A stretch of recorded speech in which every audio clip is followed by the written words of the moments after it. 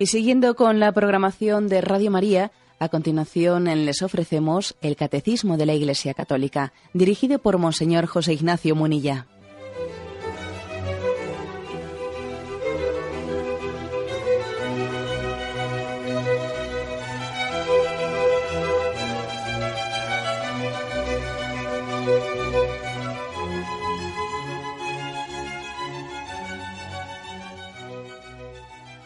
Un cordial saludo a todos los oyentes de Radio María.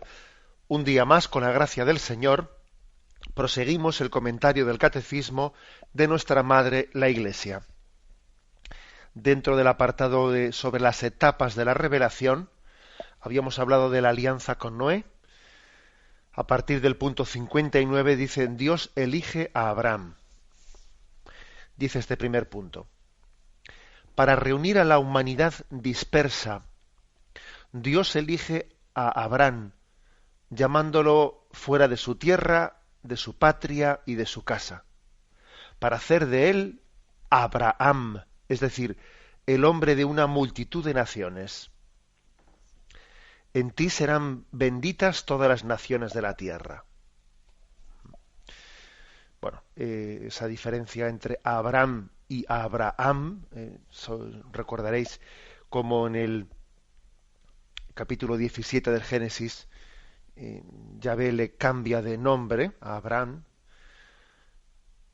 y de Abraham, ese Abraham, le quiere, como nosotros le llamaríamos, rebautizar, ¿no? Pues dándole también en ese nuevo nombre toda la significación a la que está llamado a ser padre de una multitud de naciones. Igual que, por ejemplo, esto nos suena mucho en el Nuevo Testamento, como el Señor le cambia el nombre a Simón y le dice: tú eres Pedro, que significa piedra, y sobre esta piedra edificaré mi iglesia. En el mundo semítico es frecuente que el nombre sea el significado de la vocación dada por Dios. Y por lo tanto, cuando pues Dios sale al encuentro de Abraham o de Simón, de este pescador de Galilea, ese cambio de nombre viene a significar, bueno, pues la llamada, la llamada de Dios que se concreta en esa misión, en ese nuevo nombre. Bien, pero fijémonos en lo que el nombre significa, ¿no? Padre de una multitud de naciones, para reunir a la humanidad dispersa. Aquí hay un misterio, el misterio de que Dios es uno, y todo lo que nace de Dios tiende a la unidad, y el pecado, por el contrario, fractura. Si algo hace Satanás siempre es dividir, el tentador siempre divide, mientras que la gracia de Dios sana las heridas de la división. Es así.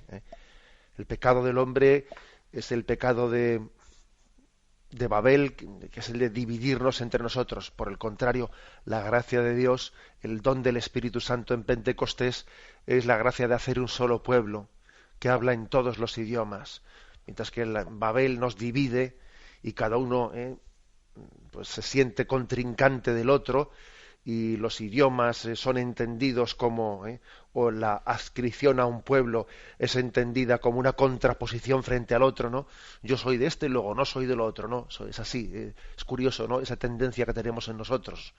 Los palestinos contra los hebreos, los serbios frente a los bosnios, los otros frente a los otros, ¿no? Los hutus contra los tutsis. Es así, o sea, tenemos marcada en nosotros esa especie de rivalidad.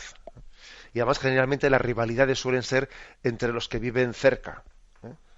Los hutus y los tutsis allí viven, ¿no? Y los serbios y los bosnios y los croatas. O sea, es decir, todas estas guerras tribales que tenemos entre nosotros, pues son un reflejo de esta herida del pecado original. Bien, pues bueno, lo que se dice es que frente a esa humanidad dispersa por el pecado original,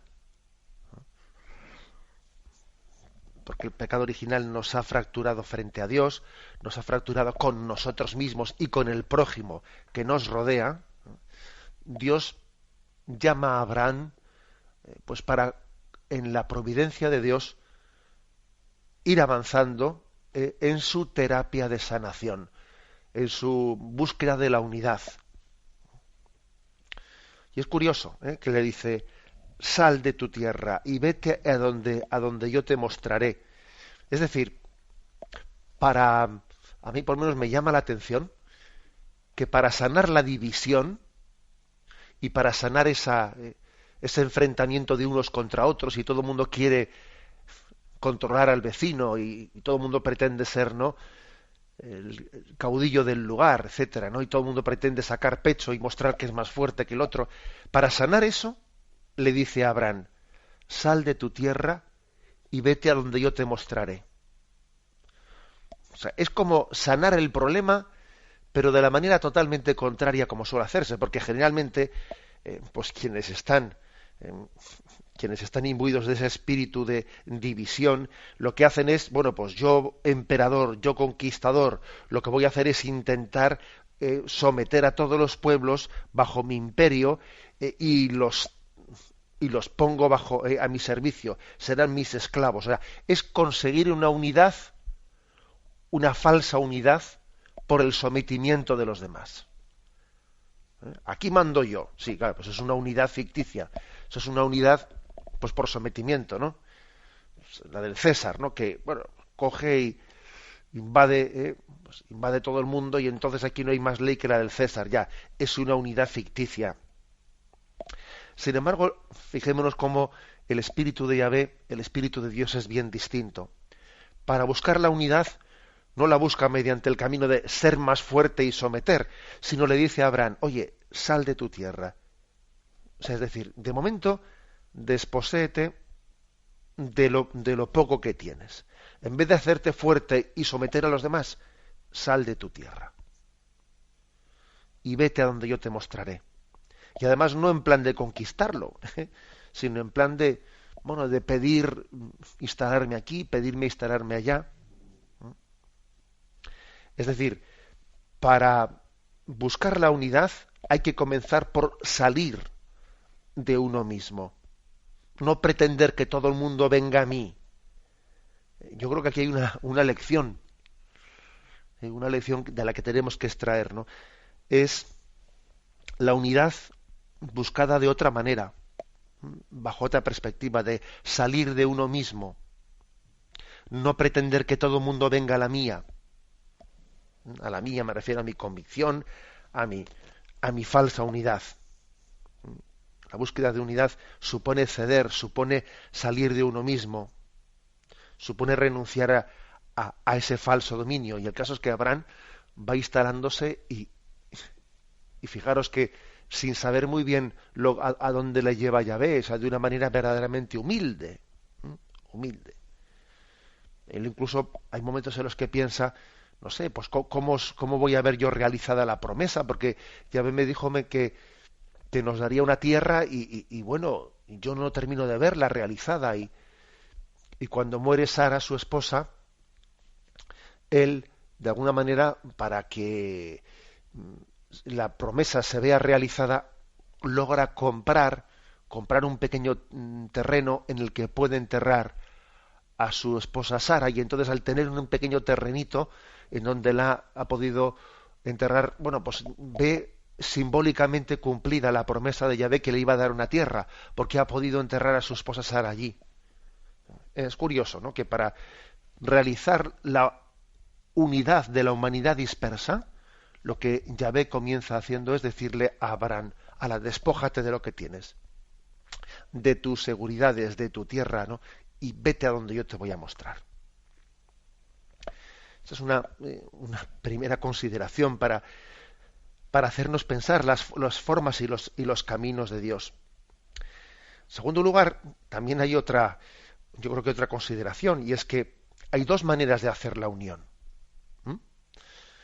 Si con Noé, con él se había hecho un pacto, ¿no? Y es que al ver la división, al ver el pecado, cuenta la Sagrada Escritura que Yahvé se había enfurecido, que Yahvé se había llenado de cólera. Ya sabemos que estamos hablando en forma humana, porque cuando decimos que Yahvé se arrepintió de haber creado la humanidad, etcétera, etcétera, bueno, son formas humanas de hablar, ¿eh? Dios no se arrepiente, porque Dios es omnisciente, Dios conoce el pasado, presente y futuro, etcétera. O sea que también tengamos en cuenta que la Sagrada Escritura, cuando habla de Dios, siempre no hay que olvidar nunca que utilizamos términos que proyectamos en Dios, términos humanos, ¿no? Dice que Yahvé se arrepintió, ¿eh?, de haber creado la humanidad y entonces mandó un diluvio. Un diluvio, para entendernos, ¿no?, pues para eliminar la maldad de la tierra, para eliminar a los malos, como se dice, ¿no?, para eliminar la maldad. Y Yahvé se arrepintió, dice, se arrepintió de haber intentado eliminar la maldad de la tierra, repito que estamos hablando bajo una imagen de Dios, ¿no?, y que entonces envió ese signo del arco, el arco iris, como una imagen del pacto, de la alianza que Dios haría con nosotros, es decir, que ya Yahvé no volvería a enviar un castigo para eliminar a la humanidad. Es el signo del arco iris, el signo de la alianza. Es decir, que Dios renuncia a buscar la unidad del género humano, eliminando la maldad, eliminando a los malos, sino que más bien lo va a hacer de otra forma, haciendo que la bondad, haciendo que la santidad se multiplique. Eso es lo que hace primero con Noé y luego con Abraham, haciéndole padre de una multitud. Hay dos maneras de buscar la unidad: eliminando a los malos o multiplicando a los buenos. ¿Cuál elegimos nosotros? Dios ha elegido la de multiplicar a los buenos más que la de eliminar a los malos. Esto, si os dais cuenta, conecta con este pasaje, con esa parábola del Evangelio en la que le dice: Señor, es que alguien ha sembrado, junto al trigo ha sembrado cizaña. ¿Me permites que vaya a arrancar la cizaña? Y dice: no arranques la cizaña, no vaya a ser que, como todavía no se distingue bien qué es trigo y qué es cizaña, pues igual queriendo arrancar la cizaña, arrancas también el trigo. Déjales que crezcan juntos. Ya llegará el tiempo de la siega y entonces mi Padre Celestial ya distinguirá, ya separará el trigo de la cizaña. Es decir, Dios no busca la unidad del género humano eliminando a los malos, no, sino suscitando el bien, haciendo que el bien crezca, que crezca el bien entre nosotros. Como veis, pues es un punto de partida que yo creo que nos debe de conmover, nos tiene que emocionar. ¿Cuál es el estilo de hacer las cosas que tiene nuestro Padre Dios, que tiene Yahvé? Tenemos un momento de reflexión y continuamos enseguida.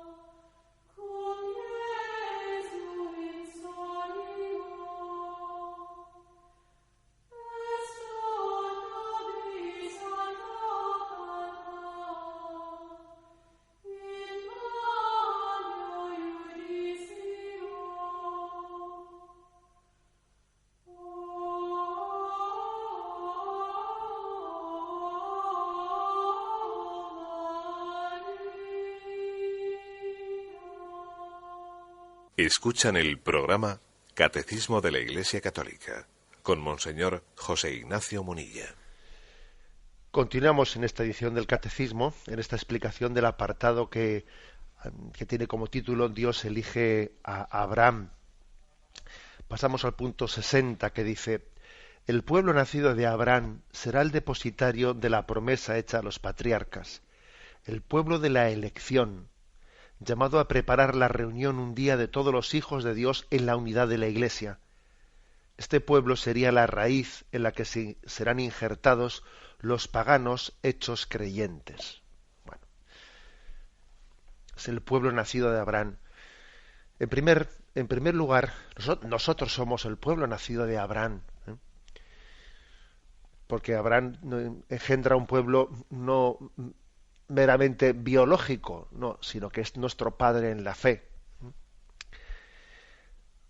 Yo también creo que habría que decir que el propio Abraham tiene una peregrinación interior.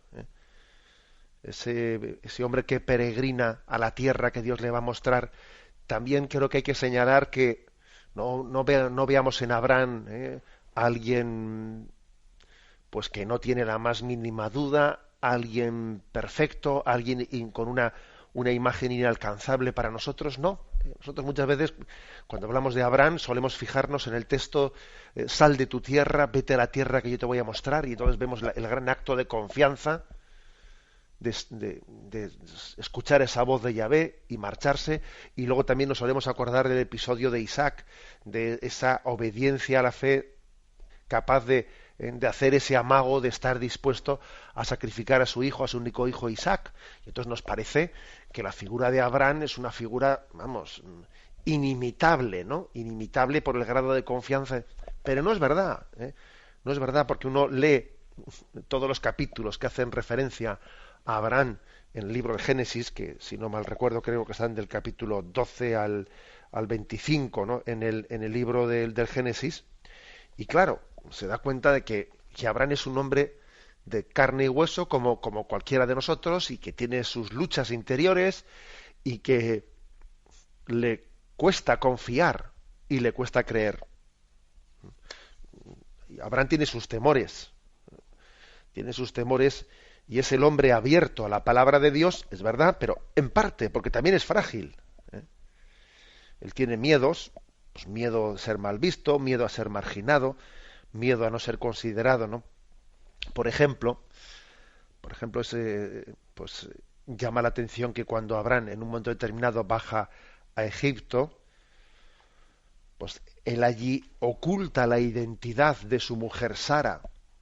La oculta porque tenía un instinto él de defensa, porque dice, bueno, es que claro, si yo llego con una mujer hermosa a Egipto, claro, les va a traer mi mujer, y entonces como yo soy el marido, me van a eliminar a mí para quedarse con mi mujer, y entonces a mí me van a matar y se quedan con mi mujer. Y entonces claro, él le dice a su mujer Sara, oye Sara, no les digas que eres mi mujer, vamos a decirles que eres mi hermana, Y claro, fijaros que bueno, qué debilidad por parte de Abraham, ¿no? Que él sí había confiado en la palabra de Dios, pero luego tenía fragilidades, porque claro, tiene un instinto de conservación de su vida que hasta es un instinto excesivo, porque también le lleva hasta la indignidad de ponerle a su mujer de manera que es, claro, al verla como su hermana y pensando que no tiene compromiso, pues el faraón se siente atraído por ella y la lleva con ella, la lleva con él.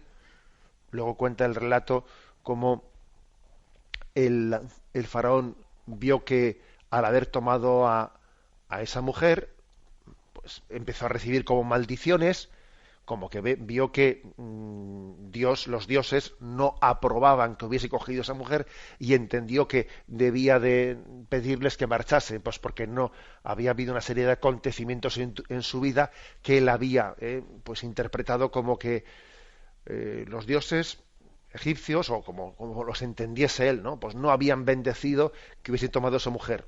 Entonces cuando se entera que es la mujer de Abraham, y dice, oye, ¿por qué me has ocultado que era tu mujer? ¿Por qué me has ocultado? Seguro que yo he sido castigado por los dioses por eso. Y entonces les manda fuera. Bueno, pero ¿a dónde voy? A lo que voy es que sorprende, ¿no? Que el hombre tan valiente, para dejar su tierra, o tan valiente también pues para estar dispuesta a sacrificar a su hijo Isaac, tuviese esa debilidad, de decir, Sara, no digas que eres mi mujer, porque es que igual me van a matar a mí para quedarse contigo. Diles que eres mi hermana. Pues oye, pues vaya debilidad, ¿no? O por ejemplo, también hay otros momentos de dudas que cuando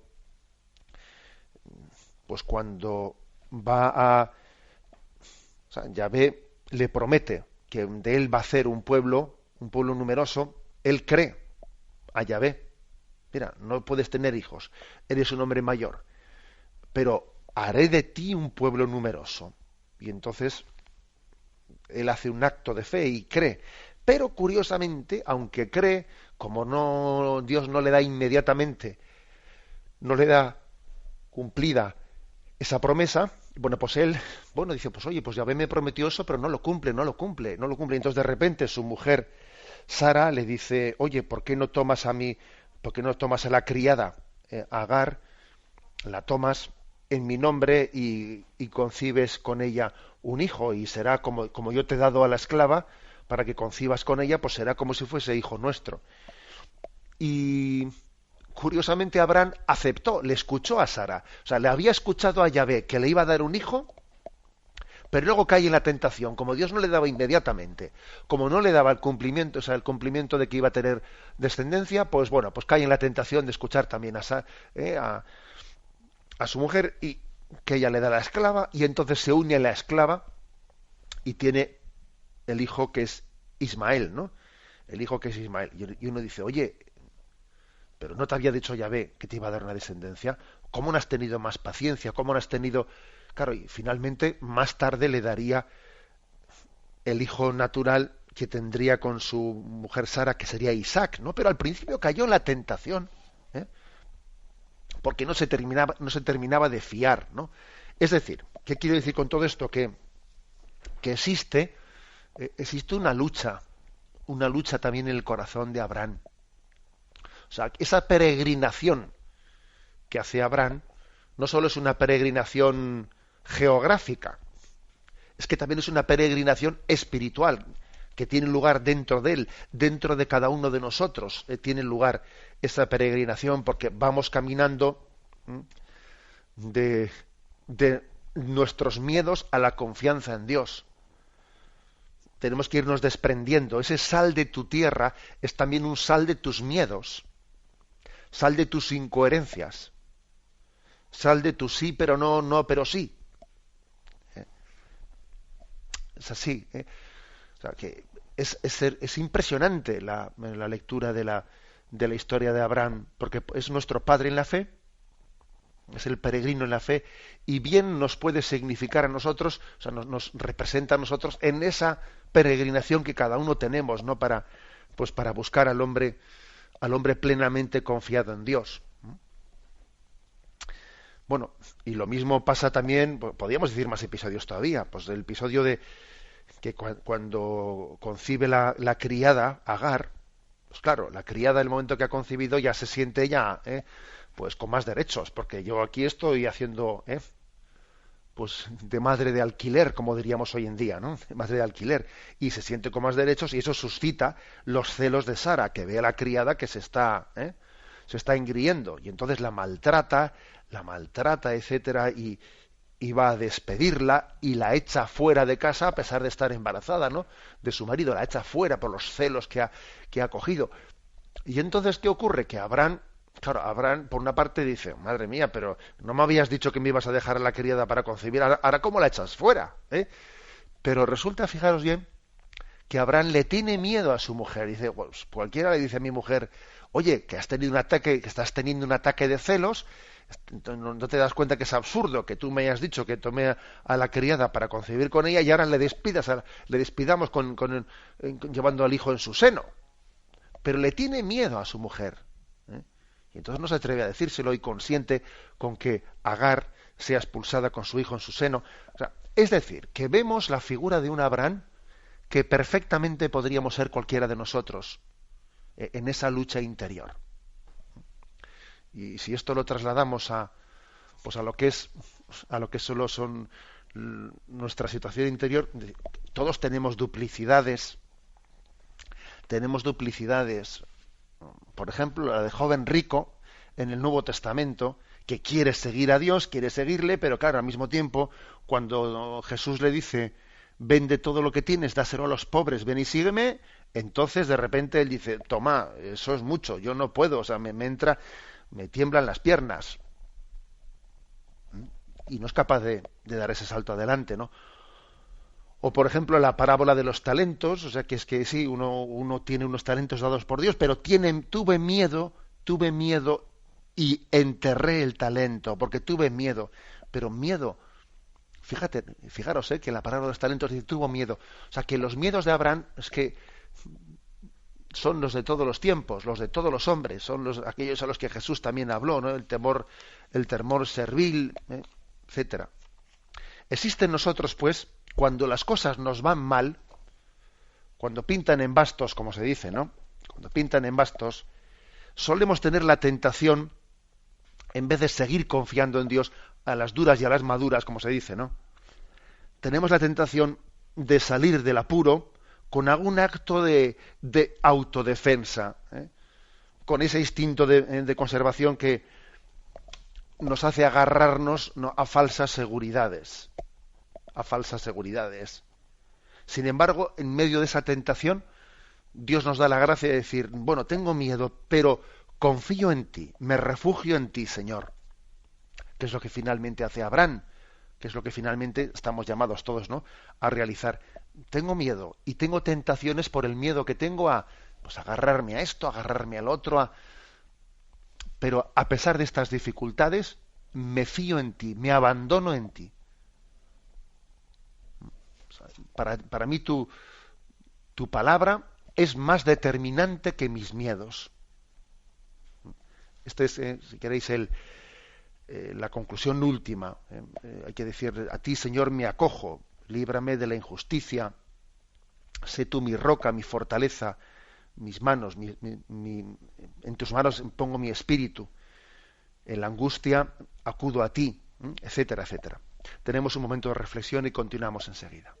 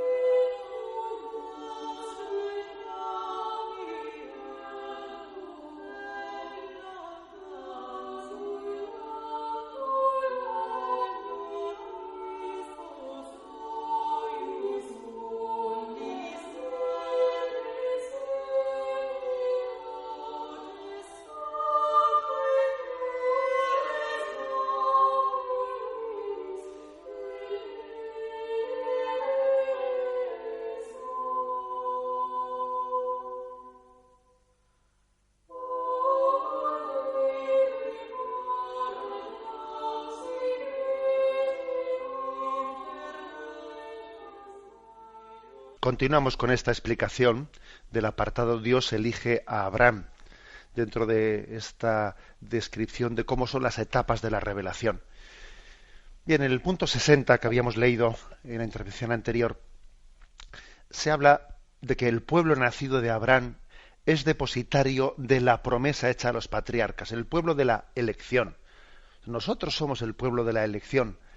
Tenemos que entender bien esta expresión. Se nos remite a Romanos 11:28 y dice, pues no quiero, bueno, leo un par de versículos antes para coger el contexto. Pues no quiero que ignoréis, hermanos, este misterio, no sea que presumáis de sabios. El endurecimiento parcial que sobrevino a Israel durará hasta que entre la totalidad de los gentiles. Así, todo Israel será salvo, como dice la Escritura. Vendrá de Sión el liberador, alejará de Jacob las impiedades. Y esta será mi alianza con ellos, cuando haya borrado sus pecados. En cuanto al Evangelio, son enemigos para vuestro bien, pero en cuanto a la elección, amados en atención a sus padres. Vamos a ver, ese texto de Romanos 11, he leído de versículo 25 al 28, es curioso porque viene como a decir una profecía de que Israel, que al principio mayoritariamente rechazó a Jesucristo como el Mesías que estaba esperando, el pueblo judío, hace como una profecía de que finalmente, antes del final de los tiempos, acogerá, reconocerá en Jesucristo al Salvador. Dice, y así todo Israel será salvo.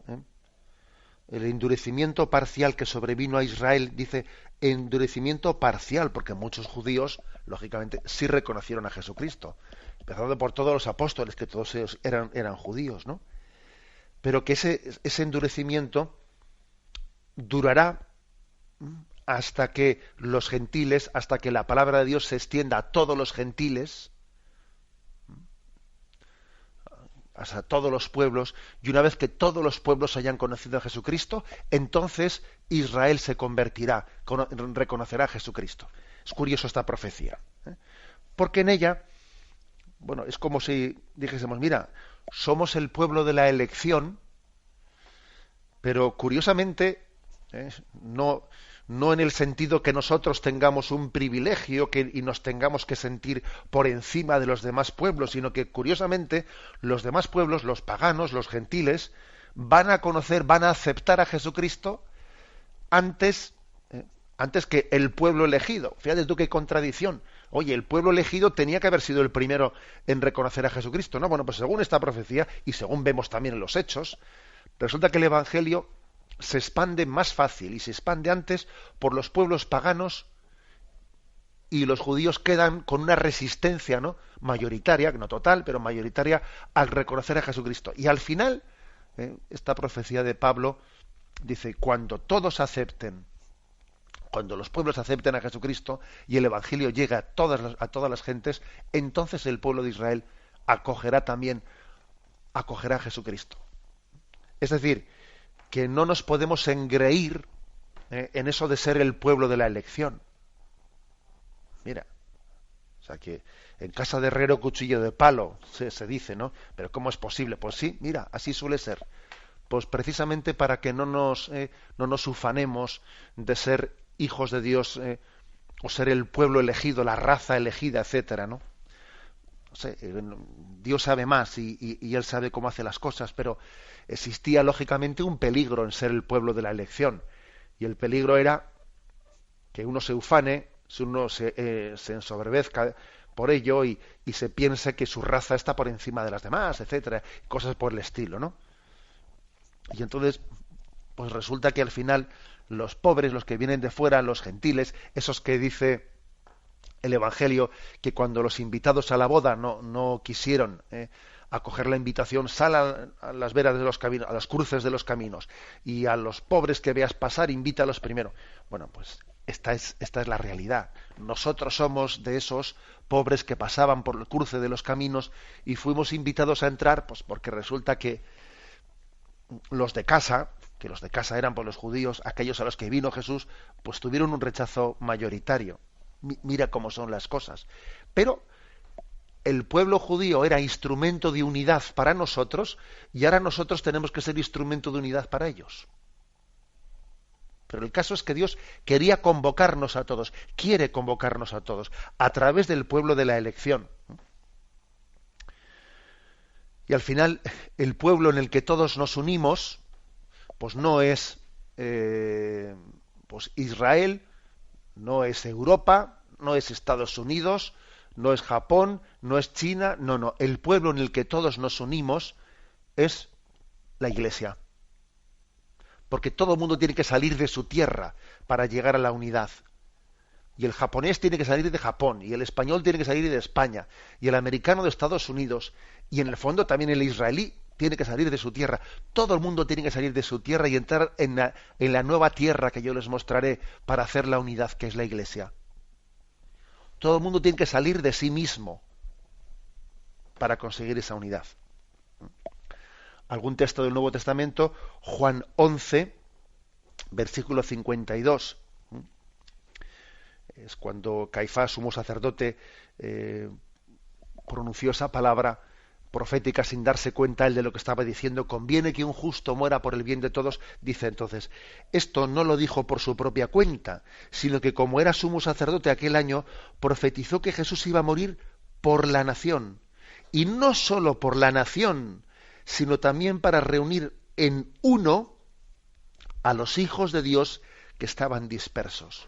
Es decir, unir en uno, no solo a la nación, sino a todos los dispersos, ¿no? Es impresionante cómo el Evangelio nos muestra a Jesús entregando su vida por la unidad, para que todos seamos uno.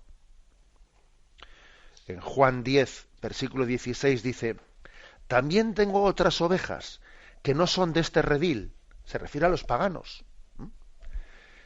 También a estas les tengo que conducir, y escucharán mi voz, y habrá un solo rebaño, un solo pastor.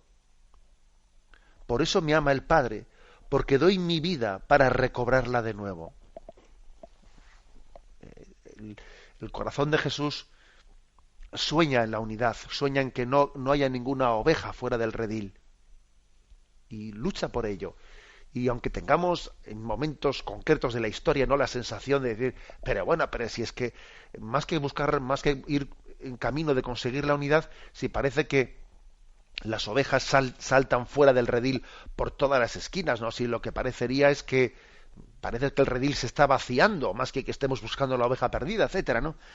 Lo que digo es, no nos dejemos engañar, que Dios es dueño de la historia y Él la conduce por caminos que solo Él sabe, hacia la unidad.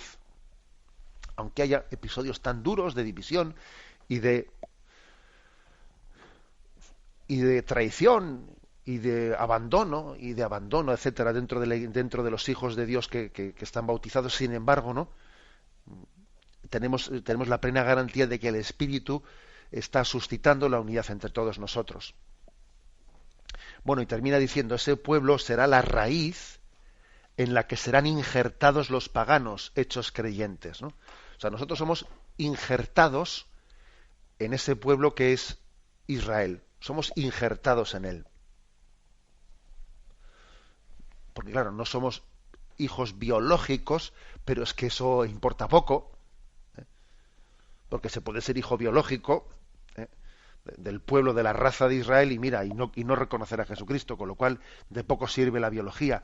Acordaros de esa famosa frase de Jesús, somos hijos de Abraham, y dice Jesús, yo de estas piedras podía hacer hijos de Abraham. Luego, no os ufanéis de ser hijos de Abraham según la raza, que lo importante es serlo según la fe. Y se nos ofrece otro texto que es Romanos 11, versículos del 17 al 18 y luego el versículo 24. Fijaros, es un texto que puede costar un poco entenderlo, pero verdaderamente dice mucho. Dice que si algunas ramas fueron desgajadas, mientras tú, olivo silvestre se entiende por nosotros, o sea, por los que somos paganos. Y las ramas desgajadas son pues los judíos que no creyeron en Jesucristo, ¿no? Repito, que si algunas ramas fueron desgajadas, mientras tú, olivo silvestre, fuiste injertado entre ellas, hecho partícipe con ellas de la raíz y de la savia del olivo, no te engrías contra las ramas. Es decir, tú ahora, o sea, nosotros, los que hemos sido paganos, los que somos de un pueblo que no fue el pueblo judío, ahora no nos engriamos contra las ramas judías, o sea, no nos levantemos frente a los judíos, Y si te engríes, sábete que no eres tú quien sostiene la raíz, sino la raíz te sostiene a ti. Es decir, si es Jesucristo el que te ha dado gratuitamente la fe, ahora no te pienses que tú eres. Porque si tú fuestes cortado del olivo silvestre, que eras por naturaleza, es decir, si tú fuiste dejaste de ser pagano, o sea, fuiste cortado del árbol silvestre e injertado en el árbol de la salvación que es el pueblo judío, porque si tú fuiste cortado del árbol silvestre que eras por naturaleza para ser injertado contra tu natural en el olivo cultivado, con cuánta más razón ellos, o sea, los judíos, según su naturaleza, serán injertados en su propio olivo. Es como un texto para que no tengamos justificación ninguna en atacar al pueblo judío, para que nos demos cuenta de que el pueblo judío, bien, rechazó mayoritariamente a Jesucristo, pero mira, no nos sintamos con derecho de acusarles de nada. No te sientas con derecho de acusarles de nada, que al fin y al cabo nosotros hemos recibido gratuitamente el don de la fe gracias a ese pueblo judío, aunque ellos rechazasen a Jesucristo en gran parte, pero no nos engriamos frente a ellos, porque nosotros somos hijos de la gracia, hijos de la misericordia. Luego tengamos misericordia también con ellos, ¿no? Viene a decirnos ese texto impresionante, que para quien quiera leerlo es Romanos capítulo 11, versículos del 17 al 18 y luego el versículo 24. Bueno, y termina diciendo este apartado, en el punto 61, que es muy breve, dice: los patriarcas, los profetas y otros personajes del Antiguo Testamento han sido y serán siempre venerados como santos en todas las tradiciones litúrgicas de la Iglesia. Bueno, también, por tanto, existe pues San Abraham, San Elías, Isaías, o lo que fuera, es decir, consideramos santos, aunque obviamente son santos, bien, pues la Iglesia no ha hecho ninguna especie de proceso de canonización, entendámoslo, ¿no?, hacia estos personajes patriarcas y profetas y otros personajes del Antiguo Testamento, pero los considera santos, y en la liturgia se les celebra como si de santos, muchas veces no les llamamos pues San Isaías, no, le llamamos el profeta Isaías, pero les damos, digamos, una dignidad de santos. Y es verdad que su santidad, pues comparativamente con lo que nosotros entendemos hoy en día por un santo, pues posiblemente puedan tener muchas contradicciones, como esas que he hablado yo de Abraham en su vida, etcétera. Pero es que tenemos que tener en cuenta que en el Antiguo Testamento todavía no se tenía la plenitud de la revelación en Jesucristo. Luego se tanteaba con muchas cosas y se consideraban como normales y bendecidas por Dios, cosas que luego sabemos que no son así, como si la poligamia y cosas por el estilo, ¿no? Pero fijaros bien, se trata de los hombres que oyeron la voz de Dios, que siguieron sus designios, que siguieron sus caminos, y que fueron fieles a Dios en la medida en que se podía también ser fiel, pues en ese momento en el que todavía no se tenía la plenitud de la gracia en Jesucristo. Por eso dice que en todas las tradiciones litúrgicas, también las orientales, de la occidental, etcétera, se les considera como santos. Bien, lo dejamos aquí. Damos paso ahora a la intervención de los oyentes. Podéis llamar para formular vuestras preguntas al teléfono 917-107-700. 917-107-700.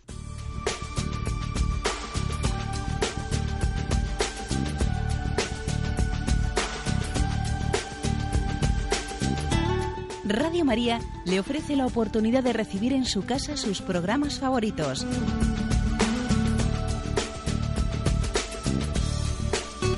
Ahora lo puede hacer a través de nuestra página web www.radiomaria.es o bien llamándonos al 902 500 518. 902 500 518. Pídanos el programa que más le interesa en cualquiera de sus emisiones, especificando el día y la hora que lo ha escuchado. Solo nos tiene que decir si lo quiere en CD de audio o CD o DVD en MP3. Haga su solicitud en el 902 500 518 y en www.radiomaria.es. Radio María, más cerca de usted.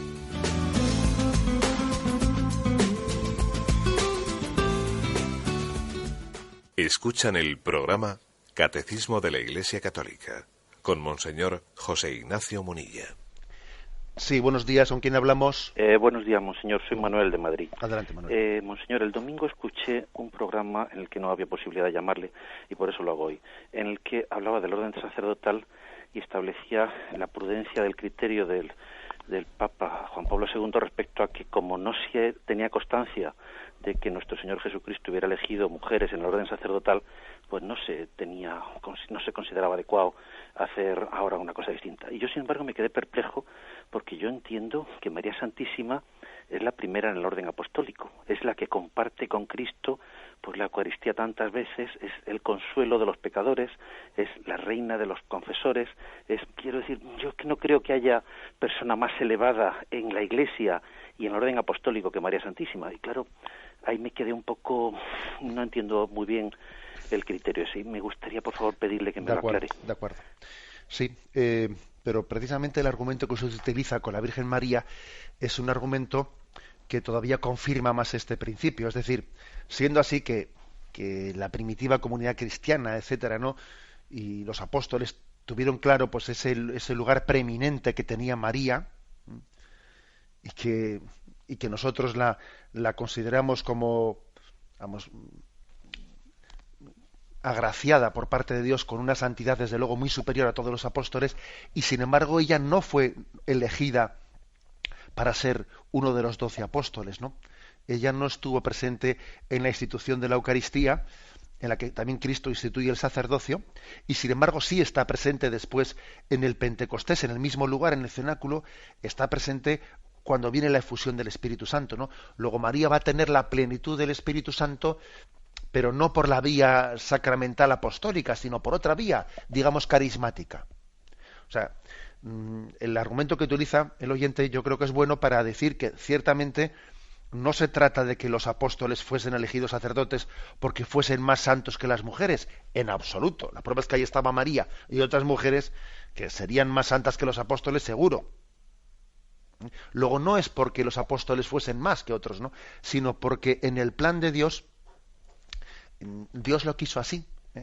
Tampoco podemos decir porque Jesucristo se circunscribió a las costumbres machistas de su tiempo, porque es que la prueba es que, a diferencia del resto de los rabinos, Jesús tenía mujeres que le seguían, tenía discípulas, cosa que los demás no tenían. Luego Jesús, acordaros el episodio de la Samaritana y otros muchos episodios más, y donde se dice que un grupo de mujeres le servían, podía perfectamente, ¿no?, ya que había roto ya las costumbres machistas de su tiempo, podía haber elegido a alguna de esas seguidoras como un apóstol más, pero no lo hizo. Entonces, al no haberlo hecho, lo que la Iglesia dice es que no se siente con poder, no se siente con autoridad para cambiar una tradición que viene de Jesucristo, porque él pudo tener, por el hecho de haberlo hecho así, la tradición de la Iglesia siempre ha interpretado que ahí hubo una voluntad originaria de Jesucristo, ¿no? Y entonces la Iglesia no es que no quiera hacerlo, es que no se considera con autoridad para cambiar una tradición que venga de Jesucristo.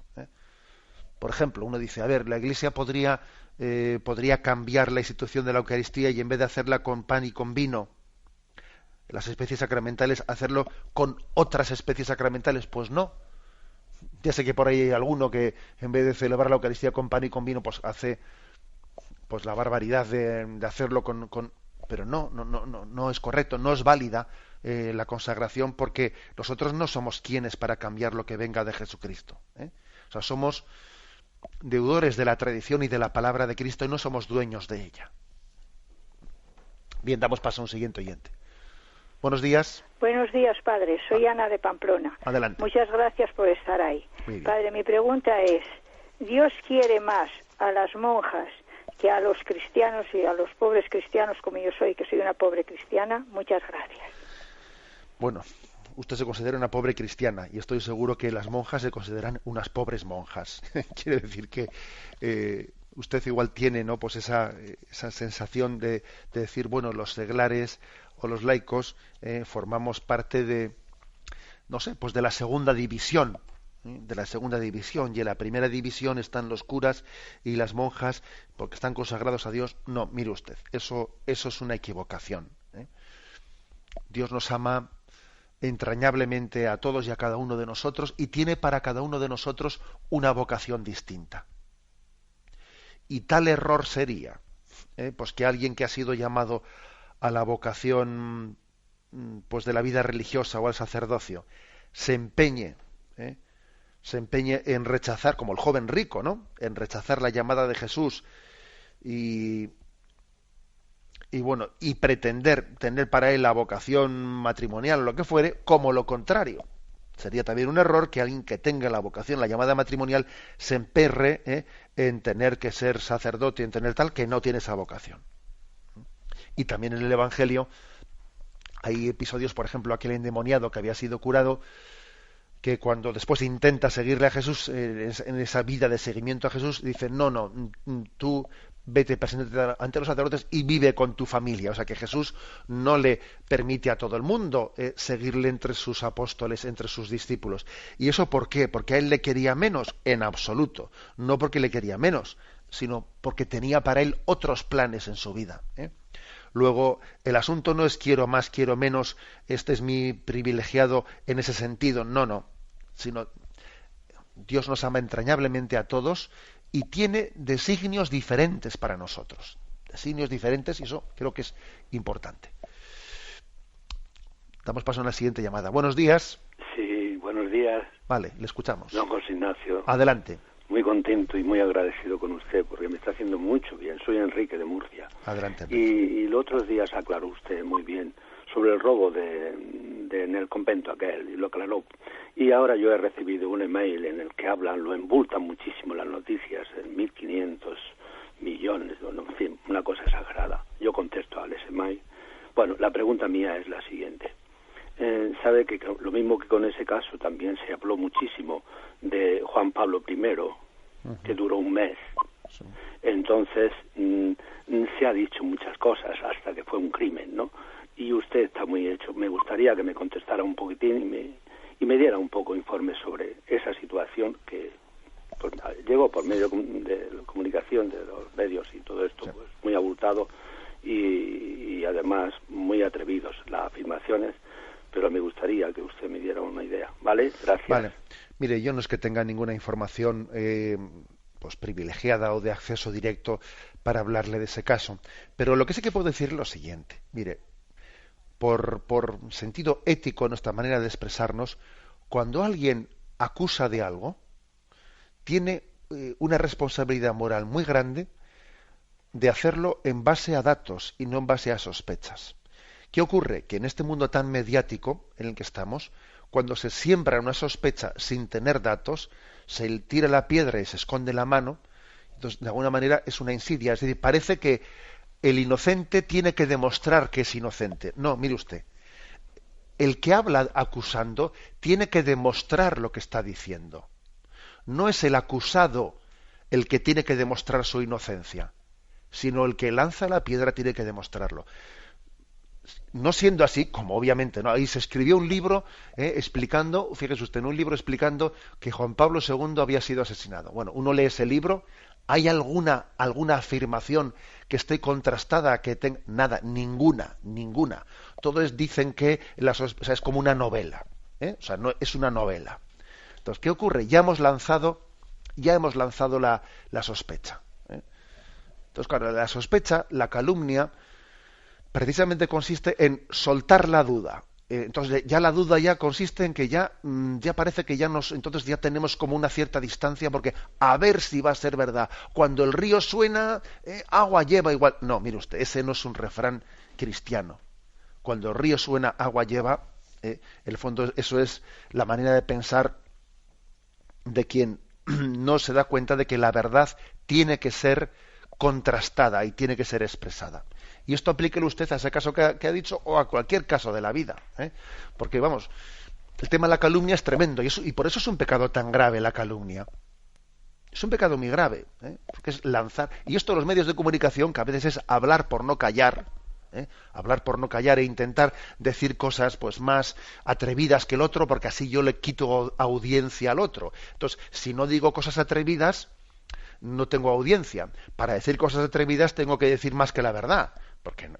Y eso es un peligro. Hoy en día la competencia en los medios de comunicación es un peligro que nos pone en una predisposición para la calumnia que es tremendo.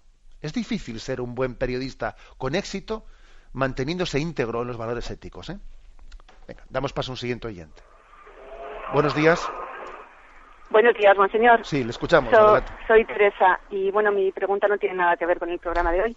Quería saber, por favor, su opinión sobre la intervención de España y otros países en Libia. Nada más. Muchísimas gracias. Bueno, pues el tema, eso es un tema que puede tener distintas perspectivas, ¿no?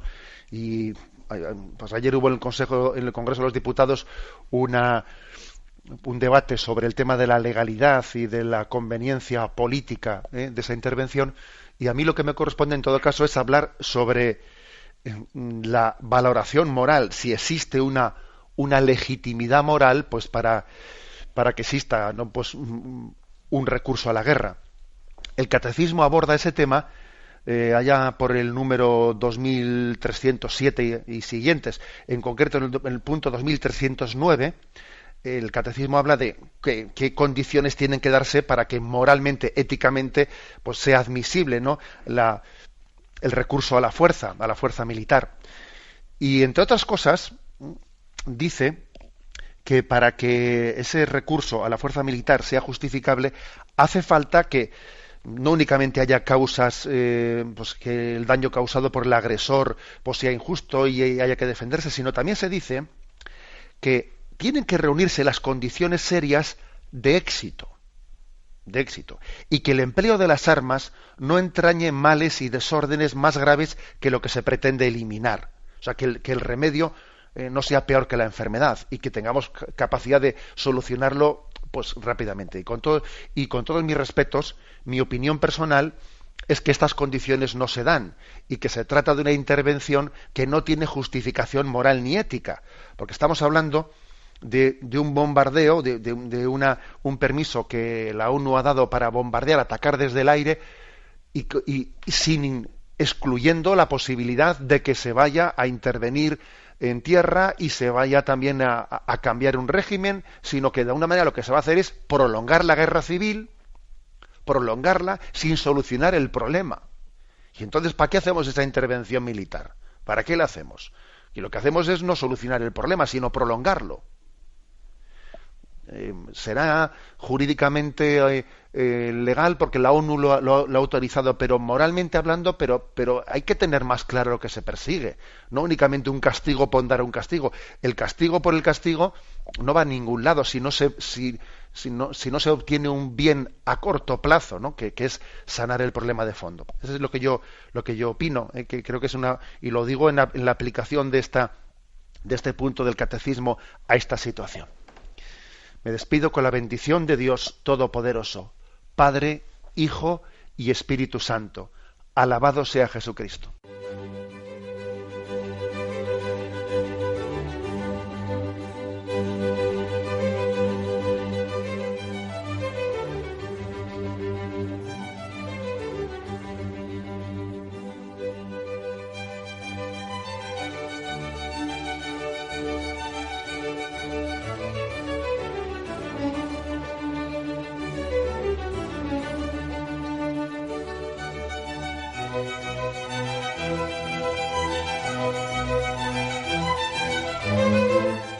Han podido escuchar en Radio María el Catecismo de la Iglesia Católica, dirigido por Monseñor José Ignacio Munilla.